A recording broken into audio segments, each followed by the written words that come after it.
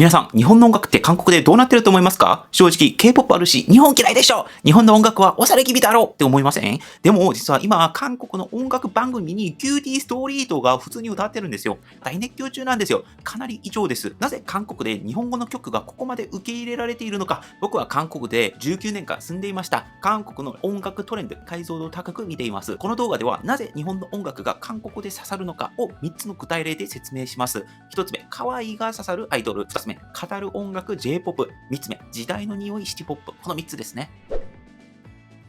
一つ目はアイドル系の話です。これかなり意外だと思うんですけれども、今韓国で日本のアイドル文化がじわじわ来ています。例えば、キューティーストリート、キャンディチューン、フルーツジーパー、このあたり、韓国の若い層、特に10代から20代の間で認知が広がっています。実際、SNS、特に TikTok や Instagram で切り抜き動画が回っていて、この子たち誰っていう状態から拡散されるんですよ。さらに象徴的だったのが、ラブライブ系の声優アイドル。日本だと当たり前の声優がステージで歌って踊るという文化。これ韓国だとかなり新鮮なんです。韓国って基本歌う人は完成されたプロアーティストなんですね。そこにキャラクターとリンクした可愛さが入ってくると、何これってなるんです。あとね、地下アイドル文化、距離が近い、会える、名前覚えてくれる、あの文化、あれ、実は韓国にも小規模ながら輸入されています。ライブハウスレベルで活動しているグループが何個か出てきてるんですね。概念は完全に広がり始めてるんですよ。じゃあ、なぜ韓国人がここに驚くのか。答えはシンプルで、アイドルの思想が真逆だからです。韓国の K-POP は基本100点を量産する産業なんですね。ダンスはシンクロ率が 100% あって、歌はピッチ補正レベルで完璧してて、ビジュアルは1ミリ単位で計画されていて、だから一つのステージに数百人ぐらいが関わる作品なんですね。一方、日本のアイドル、例えばフルーツジッパーのライブ見てみてください。もう笑顔が全力で観客に手を振って名前を呼んで元気を1万%出してっていう人間っぽさっていうか、明るいエネルギーが純粋にその人から発散されている感覚が武器になってるんだというふうに思います。あと、日本のアイドルの特徴って、100点を見せ続けるというよりかは、70点からのスタートかもしれないけど、100点に少しずつ向かっていく、その過程を楽しむっていうのもあるじゃないですか。ここに韓国のファンが感じるのは、こんなに頑張っているんだ、こんなに明るいんだとなりやすいんだと思うんです。だから、日本のアイドルは癒し、韓国のアイドルは完璧を求めていて、この違いがいいギャップと感じていて、韓国の方が日本のアイドル刺さっているかもしれないです。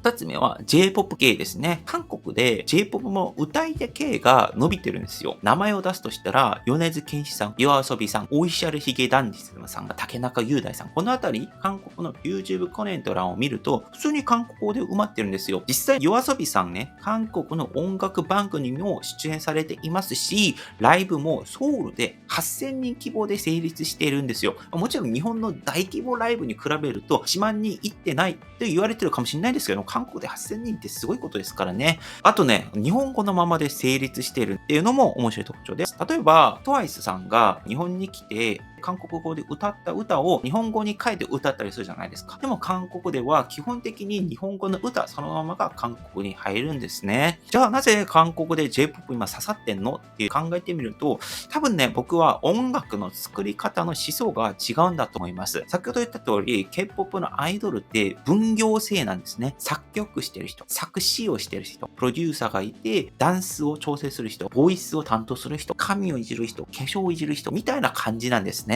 だから完成品としてアイドルがそれを表現するいろんなプロの味が混ざった作品を届ける音楽なのかもしれません。あと消費者にモテる音楽を出したいから流行りそうな音楽ってことにフォーカスされている傾向があるかもしれないです。一方で日本の J-POP は先ほど挙げたアーティストで言うと自分たちで作って自分で語るっていうのが特徴としてあるかもしれないです。もちろんサポートしてくださる方いると思うんですけども、規模で言うとより小規模なんだなというふうに思うんですね。例えば YOASOBI さんって音楽を聴いていると物語を聞いているんだろうなってことが感じられるんですね。私は無敵のアイドルみたいなそういった音楽あるじゃないですか。それを聴いてるだけでもアイドルってこんな世界に住んでてるんだっていう物語が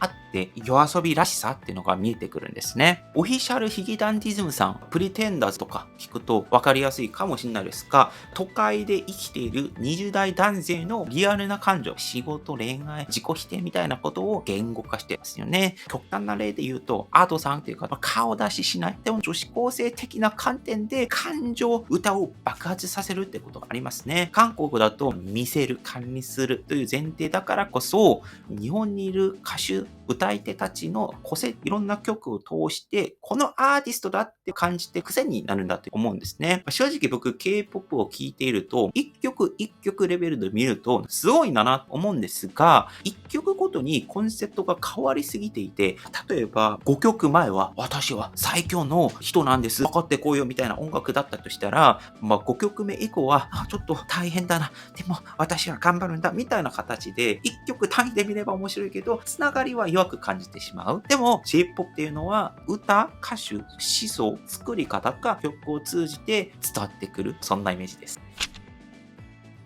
3番目はシティポップ系。これ有名ですね。海外でシティポップが流行ってるんだって話は聞いてるかもしれないです。今ね、韓国でも確実におしゃれな人が聴く音楽として定着してるんですね。例えば、竹内まりやさん、山下哲郎さん、松原みきさん、門松俊樹さん、韓国のカフェとか、ソウルのソンスっていうおしゃれな街で感度高い店に行くと流れていることがあります。でもね、これ面白いことがいつから流行ったかっていうと、ざっくりこの5年から10年ぐらいの間なんですよ。多分一番最初は YouTube のアルゴリズムでプラスチックラブが海外でバズったのが起点で、そこからシティポップっていう名前が付けられて整理されたっていうのが僕の理解です。1980年代にシティポップっていうジャンルの名前はないというふうに理解していて、最近になってそういった流れが来てるってことですね。じゃあなぜ韓国人ここまでハマってるのっていうと、多分ね、時代の匂いを吸ってるのかもしれないんです。シティポップって1980年代、